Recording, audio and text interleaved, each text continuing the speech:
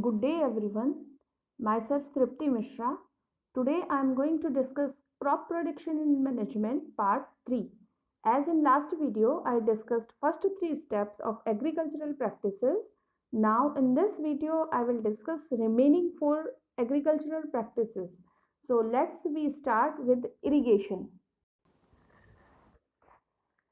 Water is important for proper growth and development of flowers, fruits, and seeds of plants. Water is absorbed by the plant roots. Along with water, minerals and fertilizers are also absorbed. Plants contain nearly 90% water.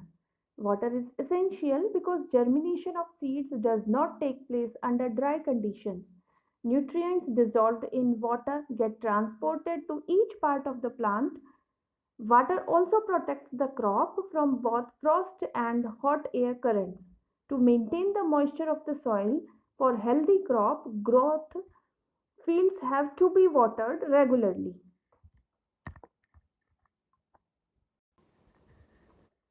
The supply of water to crops at different intervals is called irrigation. The time and frequency of irrigation varies from crop to crop, soil to soil, and season to season. In summer, the frequency of watering is higher. Can you guess why it is so? Yes, because in during the summers it is increased rate of evaporation of water from the soil and the leaves. That's why we have to give more water to plants in the summers.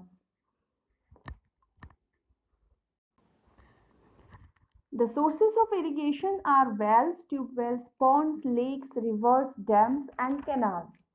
So now first we will discuss the traditional methods of irrigation.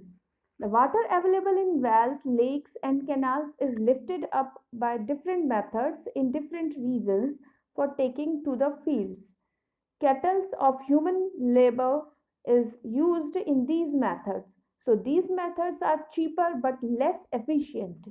The various traditional methods are moat or pulley system, chain pump, dhekli or rehet. This is a simple diagram of moat in which human labor is used to take out the water. This is chain pump. It is also less efficient method. Dhekli is also a traditional method which is less efficient and also wants the human labor. Rehet is also one of the traditional methods of irrigation in which bullocks are used to pump the water. Now we will discuss modern methods of irrigation. Modern methods of irrigation helps us to use water economically. The main methods used are sprinkler system and drip system.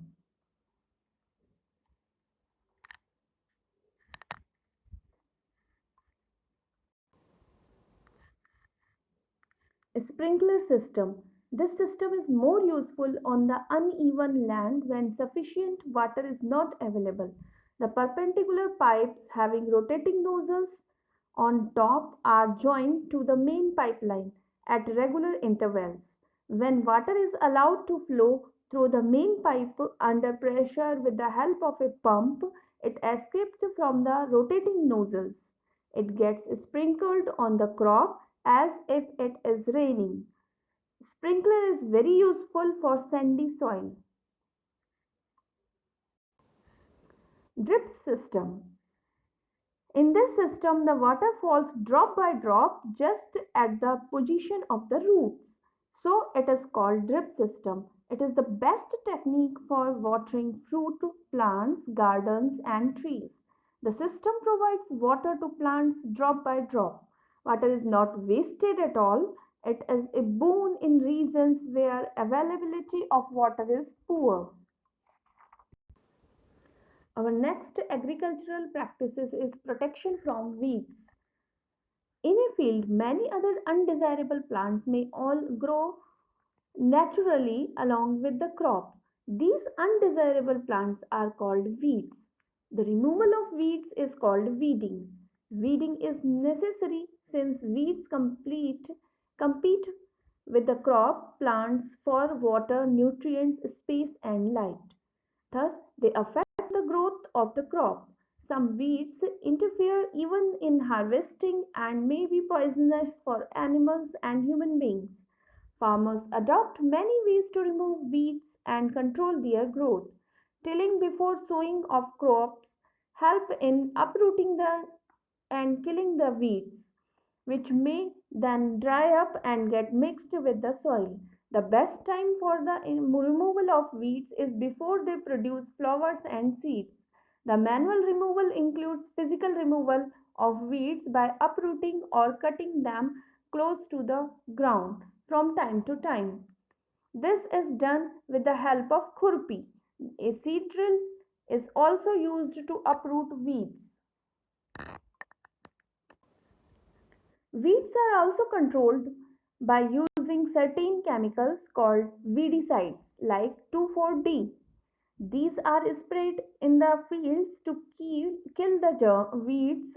They do not damage the crops. The weedicides are diluted with water to the extent required and sprayed in the fields with a sprayer. As you know, the weedicides are sprayed during the vegetative growth of weeds before flowering and seed formation. Spraying of weedicides may affect the health of farmers, so they should use these chemicals very carefully. They should cover their nose and mouth with a piece of cloth during spraying of these chemicals.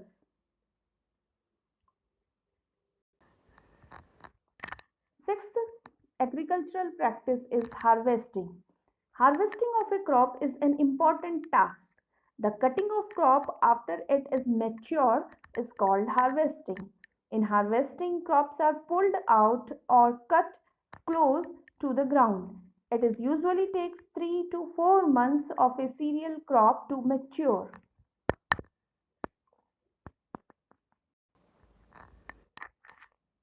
Harvesting in our country is either done manually by a sickle or by a machine called harvester. In the harvested crop, the green seeds need to be separated from the chaff. This process is called threshing. Farmers with small holdings of land do the separation of grain and chaff by winnowing. Threshing is carried out with the help of a machine called combine, which is in fact a combined harvester and thresher.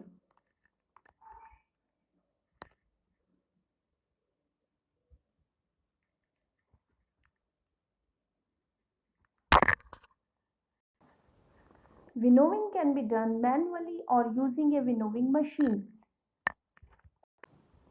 After 3 or 4 months of hard work, there comes the day of the harvest. The sight of golden fields of standing crop laden with grain fills the hearts of farmers with joy and a sense of well-being. The efforts of the past season have borne fruit and it is time to relax and enjoy a little. The period of harvest is thus of great joy and happiness in all parts of India. Men and women celebrate it with great enthusiasm.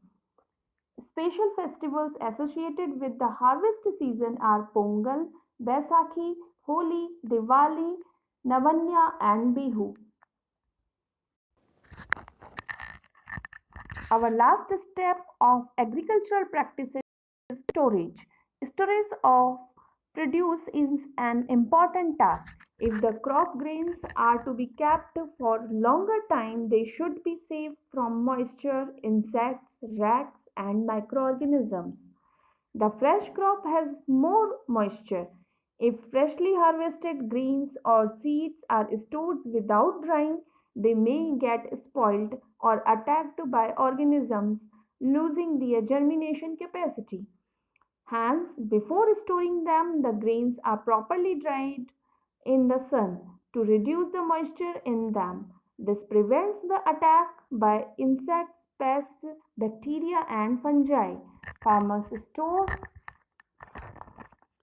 grains in jute bags or metallic bins.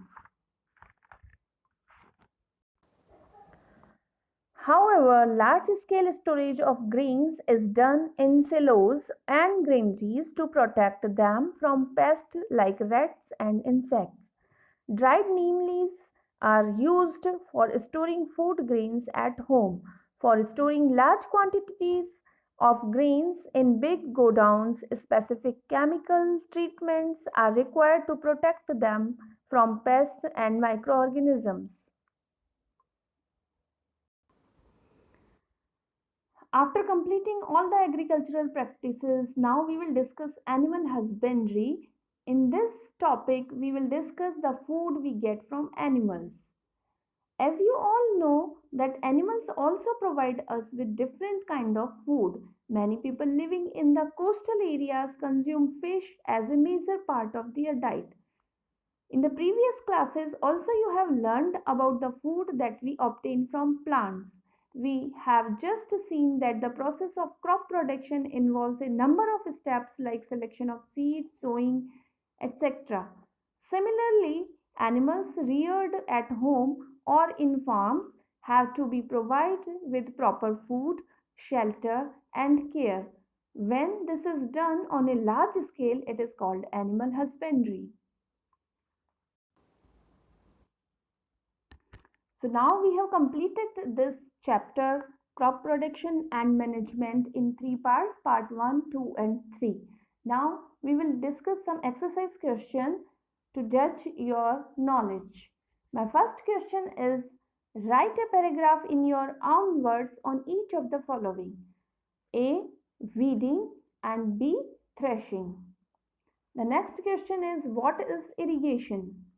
Describe two methods of irrigation which conserve water. Here you have to describe the methods, modern methods, because they are water conserving methods. Then next question is what are weeds?